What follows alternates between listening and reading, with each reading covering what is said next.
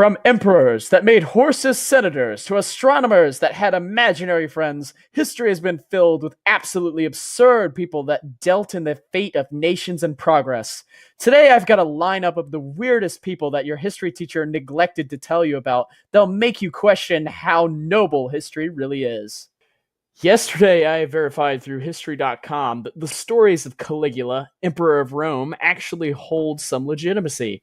Caligula was considered to be one of the worst rulers of the Roman Republic and was known for his irrational and erratic behavior that bordered on what we could call insanity today. It's speculated that he appointed his own horse, Incitatus, as senator of Rome, although it's theorized it might have been a political move at how little they got done. I'm pretty sure he's just crazy. Another person I've suspected of being a little bit insane is the famed astronomer Tycho Brahe, who observed the sky every night in Europe for about 30 years. Although his dedication to the observation of the stars helped develop the theories of Kepler, maybe there's a chance he went a little bit crazy from keeping his head up that much. For starters, he had this idea that one of his court jesters was a godly dwarf. That alone is crazy enough to want to lock this guy up for an eternity, but he also requested this poor guy to eat under his table every night. Ivan the Fourth, or as historians would call him, Ivan the Terrible.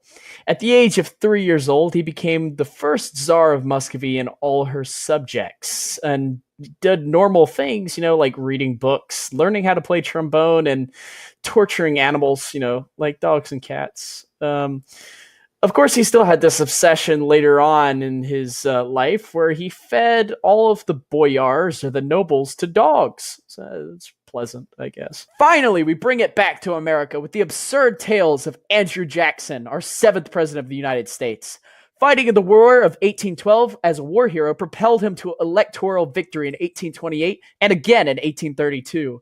In many ways, Jackson acted like a protagonist of an action movie. Upon his election, he became the first and only U.S. president to ever kill a man in a duel, and the first president to ever survive an assassination attempt. This week, we covered Andrew Jackson, but next week, we've got a whole line of U.S. presidents right here on Historical Hooligans.